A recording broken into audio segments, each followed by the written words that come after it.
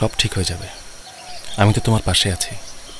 দেখো, ইনশাল্লাহ আমি তোমার সব দুঃখ ভুলিয়ে দেব। চলো আমার ঘরে।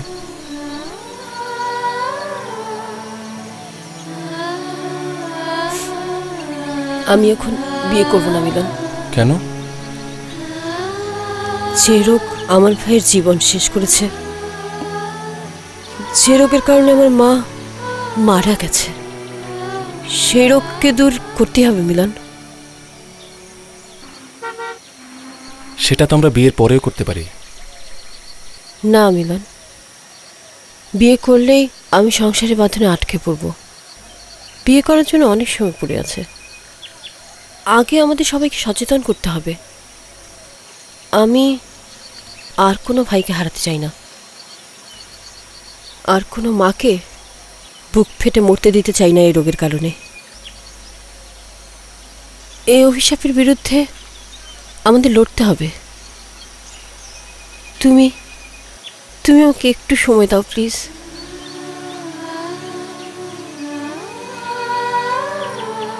কি রাগ করলে? জানো, একটা কথা খুব জানতে ইচ্ছে করে। কি কথা? এত মনের জোর তুমি কোথা থেকে পেলে? তোমার কাছ থেকে।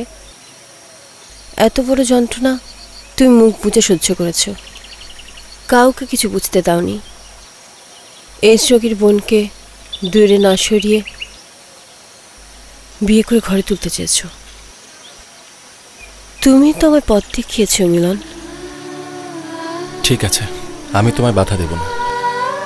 আমি তোমার পথ চেয়ে বসে থাকব। একটু সাবধানে থেকো, আর সময় পেলে আমাকে একটু ফোন করো। কি ফোন করবে তো? হ্যাঁ ঠিক আছে, করবো মিলন।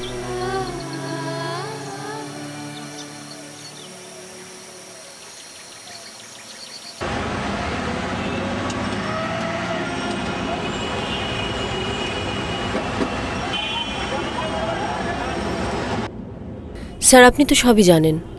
আমি সব বুঝে শুনে এই সিদ্ধান্তটা নিয়েছি। আমরা এই 5 জনই আপনার এনজিওতে জয়েন করতে চাই। হ্যাঁ ঠিক আছে আঁচল, তোমার বাকি ডাক্তার বন্ধুরা কোথায়? আপনি জয়েনিং লেটারগুলো তৈরি করে ফেলুন, ওরা বিকেলে এসে আপনার সঙ্গে দেখা করবে। ওরা আমার সাথেই আছে। ঠিক আছে আঁচল, আমি তোমাদের সবাইকে চিনি, তোমাদের নতুন করে বলার কিছু নাই।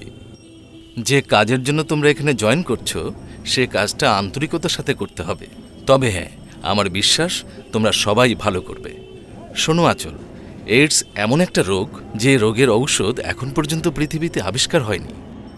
কিছুটা সচেতন হলেই এই রোগ থেকে রেহাই পাওয়া যায়। এইডস শুধু যৌন মিলনে হয় তা ঠিক নয়, এটার নানাবিধ কারণ আছে। তবে হ্যাঁ, এটা বেশি ছড়াচ্ছে অবাধ মেলামেশার কারণে। এ ব্যাপারে তোমাদের 2 সপ্তাহের একটা কোর্স হবে। ডক্টর বিরুনি তোমাদের সর্বরকমের সাহায্য সহযোগিতা করবে। ঠিক আছে স্যার, আমরা এখন আসি। দোয়া করবেন। ইনশাল্লাহ, বেস্ট অফ লাক। আসো।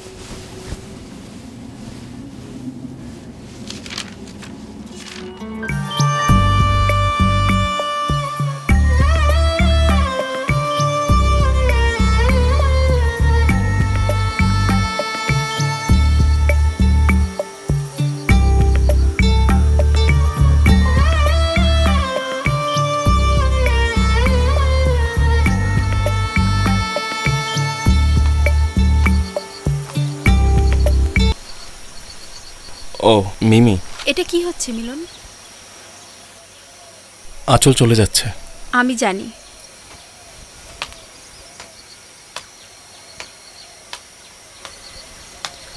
কিন্তু গত 2 বছর ধরে তুমি তো ওকে উৎসাহ দিয়েছো। ও তো তোমাকেই আগে ওর পরিকল্পনার কথা বলেছিল, তখন বাধা দাওনি কেন? ও মানুষের মঙ্গলের জন্য কাজ করতে চাইছে, এটাই তো ডাক্তারদের কাজ। আমাদের সবারই এটা করা উচিত। বাস্তবে অনেক সমস্যা থাকে, ঘরবাড়ি ছেড়ে চলে যাওয়াটা মুখের কথা না। ওর মা মারা না গেলে আঁচলও সিদ্ধান্তটা নিতে পারত না। কি অদ্ভুত ব্যাপার দেখো, ভদ্রমহিলা তার ছেলের মৃত্যুকে সহ্য করতে পারলেন, অথচ ছেলের এইডস ছিল এটা তিনি কোনোভাবেই মেনে নিতে পারলেন না। আসলে কি জানো, এই ব্যাপারটাই আঁচলকে বেশি নাড়া দিয়েছে। আমার খুব চিন্তা হচ্ছে মিমি। কেন? আঁচল এখানেই নিজের কোনো খবর রাখতো না, খাওয়া দাওয়া করতো না, রোগী নিয়ে সারাদিন পড়ে থাকতো, ঘন্টার পর ঘন্টা। খাওয়ার কোনো হুঁশি ছিল না। আমি দুপুরে ওকে টেনে নিয়ে গিয়ে তারপর খাওয়াতাম, আবার রাতে বাসায় ফোন করে খবর নিতাম খেয়েছে কিনা। আমার মনে হয় ও ওখানে গিয়ে হয়তো না খেয়েই দিন কাটাবে। চিন্তা করো না, আমি আছি।